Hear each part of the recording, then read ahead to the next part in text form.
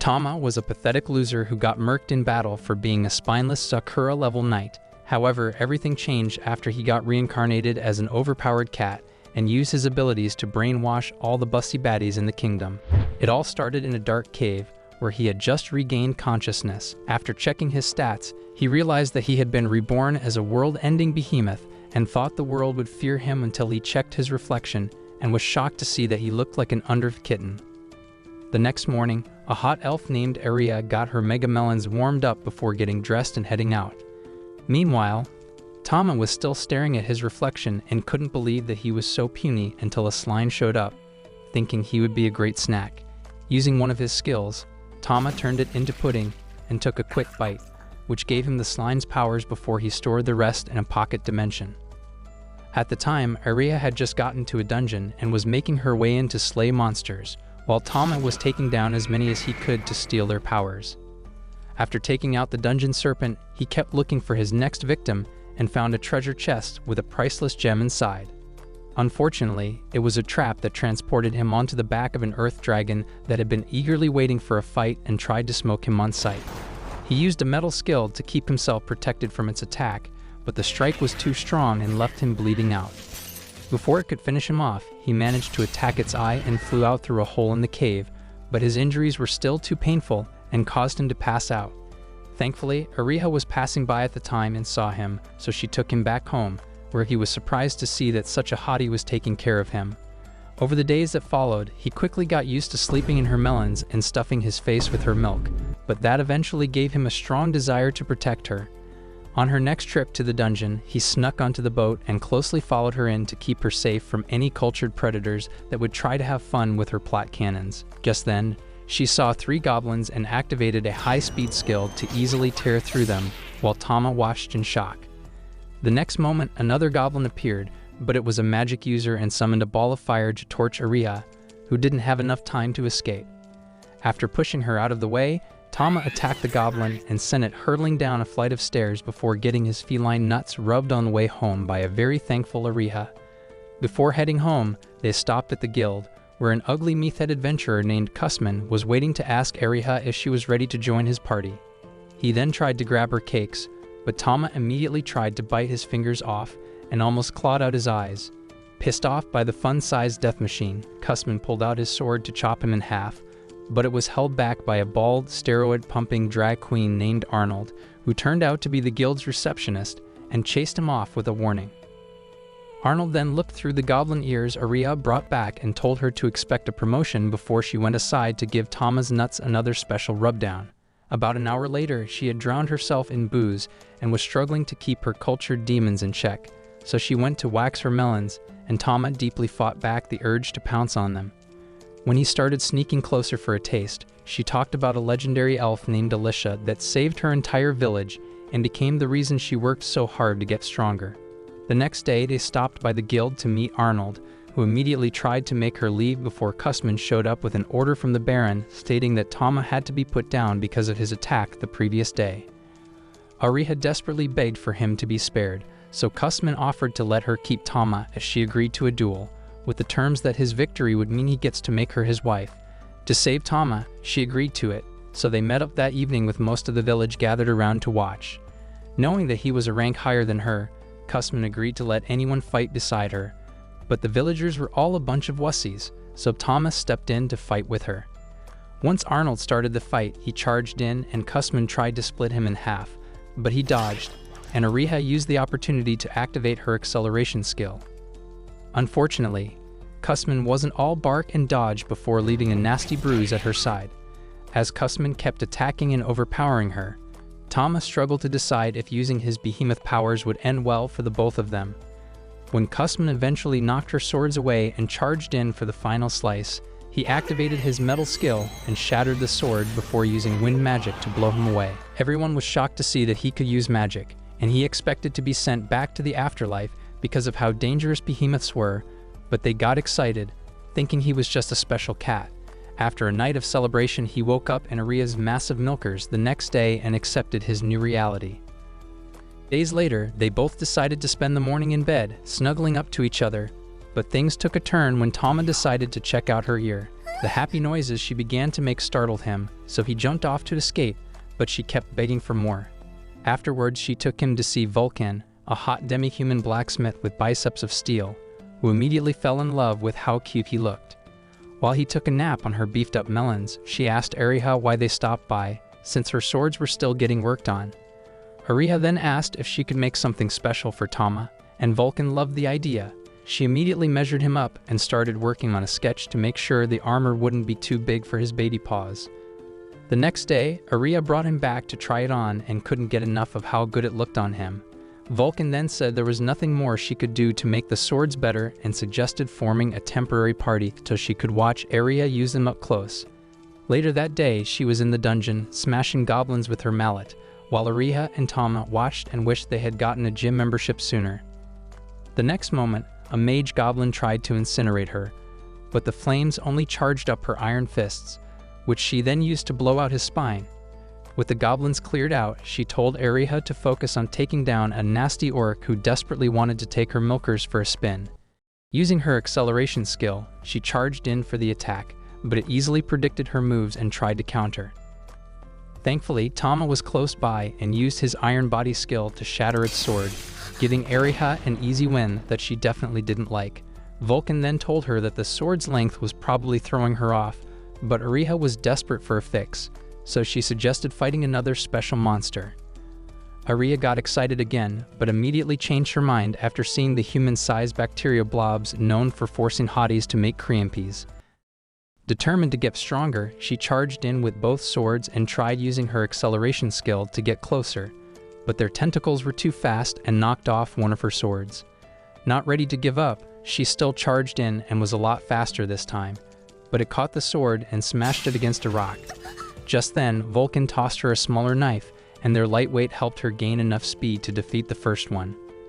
For the second one, she blasted right through and took off its tentacles, but it then sprayed her milkers with special juices. While fighting back against its effects on her mind, she charged in for a second attack and sliced it in half. With both monsters defeated, Tama rushed over to steal its abilities with a bite. He then realized that Ariha was still pissed at the blob for almost making her reach the point of no return. After taking out her anger, she thanked Vulcan for the help and said she was looking forward to testing out the knives on other monsters. Before that, though, Vulcan took them to a special spot with a fountain that was mostly avoided by monsters because of the Philosopher's Stone kept there. One look at it gave Ariha flashbacks of a bloody war, but she eventually snapped out of it and removed her armor to take a bath. Tama desperately tried to look her way, but her G-cup milkers were impossible to ignore, and she told him to join them. Once inside the bath, she asked Vulcan about her previous party, and the steroid-pumping hottie immediately broke down in tears as she explained how they all left her to smash each other's cheeks.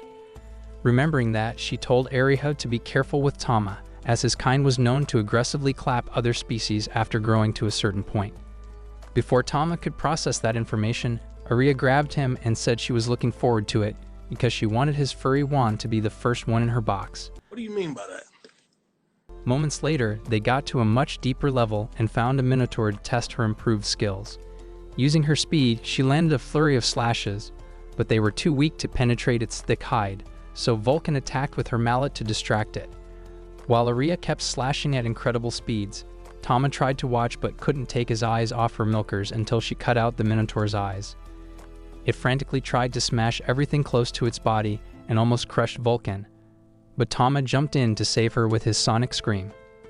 By then, Ariha had finally used an opening to take him down, and Tama got excited to see her win, while Vulcan started to realize why Ariha wanted his furry stick so badly.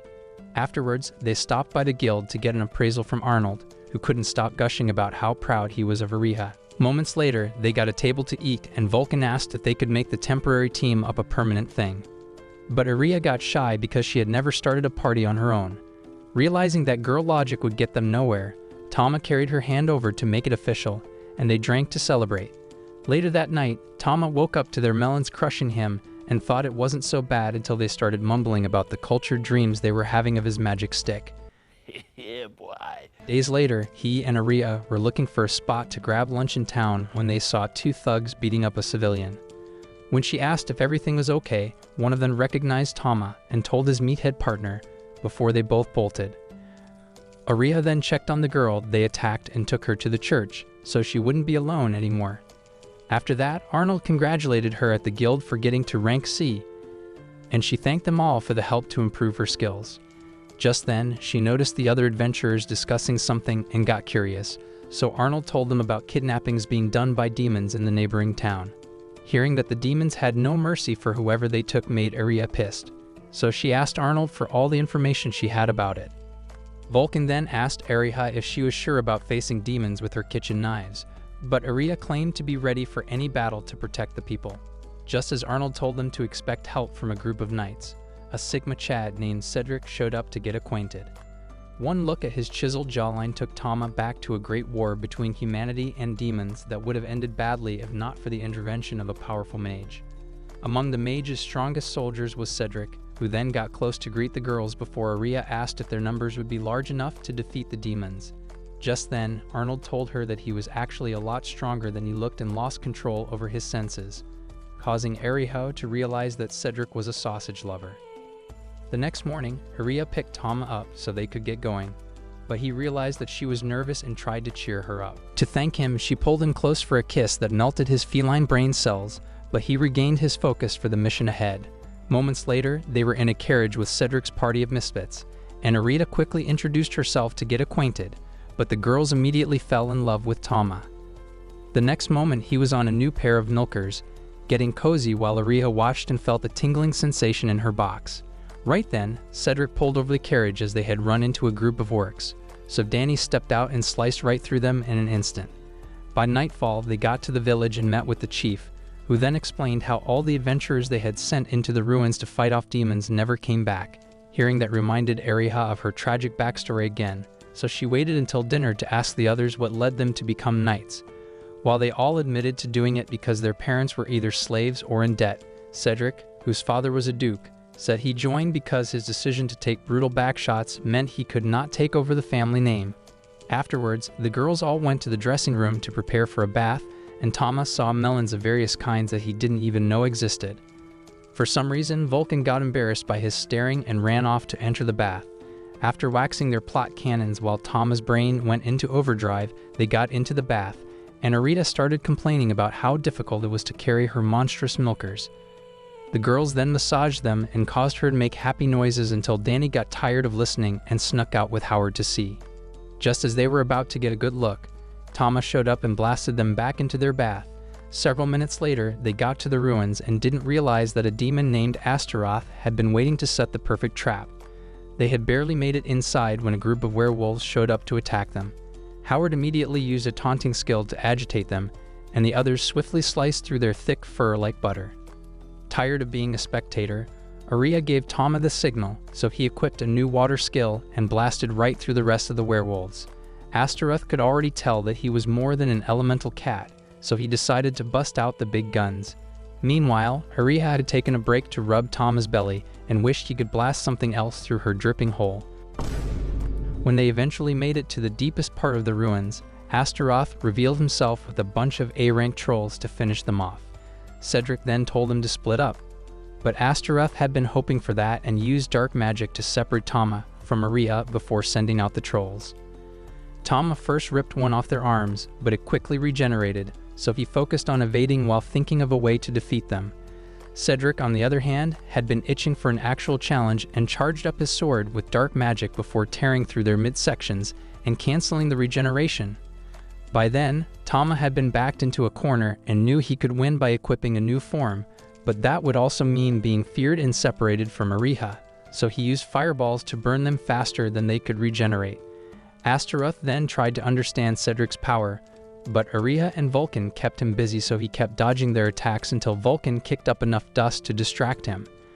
Aria then stabbed into his heart and released a special power that overpowered him, but he quickly sliced her arm before collapsing. After Aria also fell, Tama tried to figure out what happened, and Astaroth kept saying something about a great power returning until he turned to ash. Seeing how fast the poison was spreading, Cedric claimed it was from a poison dragon, so they quickly rushed her back into town to get treatment. Unfortunately, the local physician said it was too late, as the only thing that could stop it was the eye of an earth dragon. The girls then suggested hunting one down, but Cedric said it would be too late by the time they managed to find one, so the doctor decided to administer some painkillers to make her death painless. Determined to save her, Tama flew off and went back to the dungeon at the city to find the earth dragon that almost clapped him. She was excited to finally finish him off, and he knew his current form would be too weak to defeat her. Accepting that he might never get to be with Aria again, he switched to a much stronger form and attacked. He blasted her with a stronger version of his fireball skill, but she was still much stronger and sunk her fangs into his neck. As his life force slowly drained, he charged up his tail for one last attack and managed to slice right through her skull. As she fell, his mana levels drastically reduced and returned him to his regular form, so he quickly activated the pocket dimension to carry her corpse. Moments later, Vulcan was crying beside Ariha while the others watched her slowly fade away. But then they heard a loud thud outside. Tama had just dropped the earth dragon's body and struggled to catch his breath before climbing into Aria's bed to watch over her. While all that was happening, she was dreaming about the bloody night when her village got attacked by demons. She managed to reach the woods, but they still caught up to her, so she gave up and soiled herself in fear. Just then, the demons got attacked by a behemoth, and that experience led to her love for cats. Over the days that followed, she slowly recovered and eventually got strong enough to head back to the city where Arnold was waiting to welcome her. Due to the poison's effect, she still had to sleep a lot, so Tama went to the dungeon on one of those nights to figure out why he couldn't change back to his behemoth form. After looking through his stats and finding new skills from the Earth Dragon, he decided to test them out on a Minotaur. Once that was over, he heard footsteps and saw a plot-heavy cave woman walking toward him while holding a piece of his armor. He got ready for a fight, but when she tried to pounce, he decided to make a run for it instead and luckily escaped through a crack in the wall before heading straight home to sleep in Aria's Mega Melons. The next day, she dressed him up and took him out for a picnic date so she could properly appreciate the risk he took to save her life. She then told him about how Alisha and her behemoth saved her all those years ago and made her village safe again. When she got older, her mom tried to stop her from becoming a warrior, but she had already made up her mind and gave her a hug with a promise to return after getting stronger. With tears hanging on her eyelids, she asked Tama if her dreams were ever going to come true, and all he could do was comfort her until she felt better again. They then went to see Vulcan, who had just finished with the new armor and wanted her to try it out. When they first got back, Aria was heavily rewarded for taking down Astaroth, and she used the money to get a special medal so Vulcan could make her armor and knives a lot lighter. After making sure they were perfectly fitted to her golden globes, they went into the dungeon to test it out, and Tama buffed up their defense magic to make sure she was safe. The next moment, they found a goblin, and Aria quickly sliced through it without even needing to use her acceleration skill. Just then, Tama heard a familiar voice and saw the same psychotic chick from the other night. Aria then asked for her name, but she didn't even know what that was and said she had been waiting for Tama to pump his special milk into her buns. Aria immediately told her to stay back, and Tama jumped into her chest pillows for safety, causing her to see Ariha as the only way to get what she wanted. Ariha then offered to take her back home, and she gladly accepted, knowing that it would mean being around Tama. On the way back, they started to think of names for her and eventually settled on Stella, which she claimed meant beautiful in her homeland. Once at home, Ariha washed her plot cannons, and she couldn't get over how clean the soap made her feel. After she dived into the bath, Ariha placed Tama on her drumsticks and gave him an eyeful of milk jugs while cleaning him up. Stella then asked to wash him as well, but Ariha said she was the only one who had the right to do that. Later on, they got tucked in for bed, but then Tama started hearing Stella's voice in his mind. The shock only increased when she said she was actually the earth dragon he had clapped in the dungeon. She had spent her entire life dominating the food chain down there and thought no one would ever be able to defeat her until Tama flew in for the rematch and flogged her into the Shadow Realm. At the last moment, she used a reincarnation skill that brought her back with monstrous milk jugs, but she was too interested in finding him and paid no attention to the fact that she looked like an uneducated OnLifeN's model. She then said she wanted to have his babies because he was the strongest man she had ever faced and tried to take his beef stick by force, but Aria staved him and told her to stop acting like a depraved lunatic if she wanted to keep living with them. Despite knowing that she could rip the plotful elf to shreds, she decided to play nice all for the sake of eventually getting Tama's nut. The next day, Aria took her out for breakfast, and having her first taste of actual food made her go insane for a moment, but she regained her senses to have another mental discussion with Tama. Afterwards, Aria took her on a stroll through town to see if that would help with the memories she claimed to have forgotten. All Stella could remember was the shock she got seeing Tama hop into her golden globes, so she said it was the only thing she wanted to figure out, causing Tama to realize that she had been seeing Ariha as superior to him in terms of strength. Ariha then suggested becoming an adventurer to see if that would help, before taking Stella to get her plot cannons wrapped up in Vulcan's shop. They were both a bit skeptical about her choice to dress like a fatherless Instagram baddie, but she loved how the outfit kept her melons warm and cozy. Ariha then asked Vulcan about weapons that might be a good fit for Stella, but she told them not to worry about that and unleashed her half-dragon abilities. While Tama realized that she still had the strength from her past life, the girls kept playing with her parts until she told Vulcan to quit it and tried to find the perfect weapon to match her strength. After she eventually found a shield meant for giants, Tama asked why she didn't go for a sword, and she explained how losing to him made her realize the importance of good defense. She then found a sword to match the shield, so they went down to the dungeon to test it out, and Aria told Tama to keep her safe. Before Vulcan could come up with a plan, Stella bolted and found 3 goblins trying to enjoy a nice meal. They immediately attacked, so Vulcan and Aria told her to stay back with Tama, but she pounced and dropped the weapons before using her dragon claws to rip both of them to shreds. Just as the last one tried to attack, she picked up her sword and sent it to the Shadow Realm, leaving the girls frozen in a state of shock, while Tama saw that she was reincarnated with exactly the same powers as her past life. With no other goblins to fight, Stella got frustrated and said she wanted stronger opponents, so they decided to head deeper into the dungeon and found 2 orcs. As they charged in, Stella smashed the first one against the wall, and the second began to reconsider the attack, but it was already too late. With both of their insides painting the corridor, the girls decided to go even deeper and eventually made it to the part where they faced bacteria blobs. Before Aria could warn her, Stella jumped in to face it, but its tentacles sent shivers down her spine. Tama then showed her what would happen to her milkers if she got caught, so she charged in to attack, but the blob grabbed her sword to keep her back before spraying her with love juices. The next moment, Stella went nuts, so Aria and Vulcan ran in to save her, but Tama could tell that it had something to do with her dragon nature. He then used a tentacle skill to hold the girls back before using a powerful water blast to end the cultured blob's reign of terror.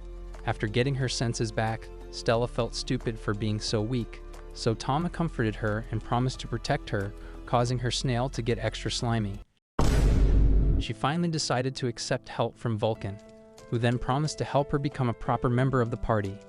That caused her to remember all the other adventurers she obliterated in the past and how strong they were as a team, so she got excited. Just then, Aria lost control over her intrusive thoughts and begged Tama to manhandle her plot cannons with his tentacle skill.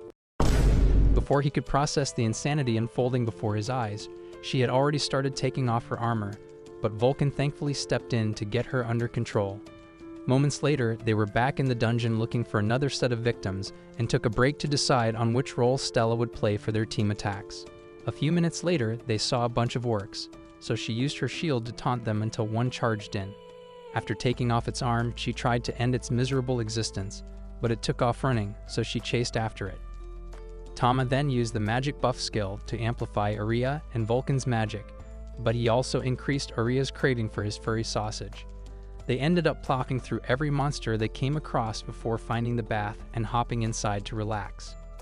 In a matter of seconds, Tama was battling demons as he could see every inch of their melons again, and they made matters worse by putting them right in his face. After he hopped on Aria's milkers to relax, Stella merged her dragon melons with hers to argue over who deserved to get Tama's attention. She had apparently realized that Aria was actually weaker than him and felt that she could do a better job of loving him. But Aria refused, and they both kept arguing about it. Vulcan tried to settle the beef by suggesting that Stella become a junior wife to Tama, but that only made them argue a lot harder until the pressure of their melons shot Tama up to the roof. Later on, they made it back to the guild and introduced Arnold to Stella, but before officially making her an adventurer, Arnold showed them a man named Reese who had a special request for the group. He was planning a long trip and needed a strong party to keep a valuable item safe, so Aria asked what the item was. After saying it was not something they could talk about in public, he took them to a storage building where he had stashed away Stella's dragon corpse. Comment Elf Milkers if you want to see the next part, and don't forget to subscribe if you like the video and want to see more recaps like this.